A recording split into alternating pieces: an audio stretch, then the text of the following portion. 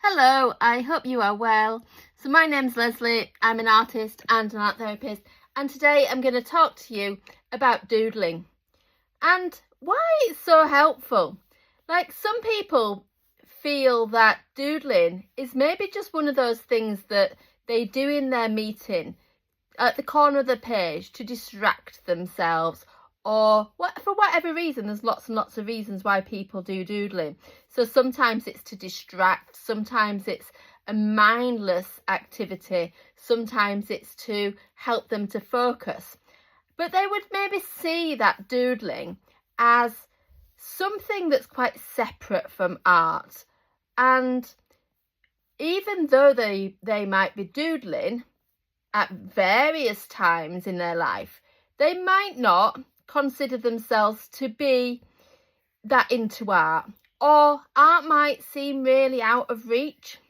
And if that's you, and if you're thinking, well, art's really out of reach, I'd like to do it, but it feels too challenging, I don't really know where to start, or it doesn't seem really worthwhile, then listen up, because I'm going to talk you through about why just starting with the idea and the intention of approaching your creativity as a doodle, and why that's going to be so helpful for you. So while I'm talking, I'm doing a bit of a painting. I've not really got a particular intention for this, but I've set about some different shades of acrylic paint. So one of the main things about how people struggle to start when it comes to art is that there's obstacles in the way. There's a particular block, something that's stopping you from starting completely, from restarting if you used to make art, if there was a creative practice you were really into but then stopped, or from creating something that feels really aligned with you, that feels that it's from the heart. Thousands and millions of people in the world are hiding their artist self. So hiding kind of who they really are and not allowing themselves to express themselves. Sometimes it might be that they are maybe making art that looks like they're expressing themselves, but it's not really that genuine, or it's doing things that they think that they should be doing rather than what they really want to do. So the reason why doodling will help with that is that this is a bit of a mindset thing. It's a mindset approach and an attitude and how you focus on something. So having the mindset of making art without a particular intention can allow you to make mistakes, and it can allow you to let whatever happens to happen. And the reason why that's helpful is that so many people struggle to get started because they're so worried about getting it right, so worried about whether they're going to be judged for not being a proper artist, or whether they're going to be judged for making art that's silly, or making art that somebody else has already made, perhaps, that, oh, you're copying that artist. And these are really common blocks. These are really common things that stop people in their tracks when they're wanting to get started, but they just aren't sure how. They're not sure what to do for the first step. Or they might know the first step but not necessarily know how to continue and build momentum and to develop it further. So then as a result of that, they know what to do first, but they don't know the next steps. So as a result of that, people end up not trying or end up not starting. So it's that old chestnut message of, you don't have to see the whole staircase, you just need to take that first step. And easier said than done, really, and that applies to so many different things in life. And with art, taking that first step does take some courage, and it takes a belief that it's worth doing. And spoiler alert, it is worth doing, absolutely, because creating art can have so many benefits. There is the enjoyment from doing it. There is an emotional regulation benefit. So depending on what type of art and what approach you have, you can create something that might calm you if you're feeling quite stressed or agitated, if your nervous system is in fight or flight, or you can create something that energizes you and improves your mood, boosts your mood and boosts your energy if you are feeling really down, if you're feeling quite sad or withdrawn. Maybe something might have happened to affect your mood, you might feel quite drained, and the type of art that you can choose to do can then energize you. And much like listening to music, if you're feeling sad and you put on some sad music, then you can actually really connect with how you're feeling. But then unless you choose to change the channel and change the music, then more often than not you stay anchored into that frame of mind, anchored into that feeling. So starting off matching the energy of where you're at can be a really good way to recognize and validate where you're at, how you're feeling emotionally, and then allow yourself to then say, okay, well, I'm feeling like this, I recognize that, I've got this self-awareness, now I'm going to choose to shift it up a little bit, to change what I'm doing. I'm going to choose to make some art using a different material, for instance. So I know for sure through my own personal experience what it likes to feel down in mood, what it feels like to feel depressed, and what it feels like to not have that energy to do anything. And some of those times I've just not felt like making any art at all. And there's been times when I've just made art on the sofa or in bed because that's all I could summon. So actually allowing yourself to recognise where you are can be really important for your self-care and for that change. But sometimes that can be really hard. Just the thing that is necessary to transform emotions and to transform perspectives and boost your mood is the very thing that is really hard to do, that is because of your state of mind, because your emotions, because of your energy levels, because of your beliefs and your kind of experiences, because of all of that coupled together, really kind of feels like such a big heavy thing that can stop you in your tracks and stop you from doing just the things, all of those things, even just for a small amount of time, that really help you to transform your emotions. And so actually being able to connect with your emotions and make that choice to take a step to do the opposite action as to what feels aligned with where you're at. Taking that opposite action can be a challenge, but it's a really necessary thing to be able to shift how you're feeling. So when it comes to art, some people would feel that making a doodle or something and feeling that they don't know where to start might be taking an opposite action to boost your mood. Might be that you choose to use some materials that you've never used before. So, or if you're feeling really stuck, then you might choose to use something that you're really familiar with, and then after a few doodles you might branch out and do something different. You might change things slightly so that they do feel there's some element of your artwork that is a variable. So you could have some things that are the same, some things that are different, and then the more changes and differences you make, the more you step out of your comfort zone, the more likely you are to believe that you can do those hard things, because it's often those hard things in life that do make a difference. And no matter what people talk about in terms of mindset, in terms of productivity, in terms of, you know, coaches and like different people talking about do this, do this, do this, do this. No matter how many times you hear that, my guess is you've heard it lots of times. All these different things that you can do to improve your mental health.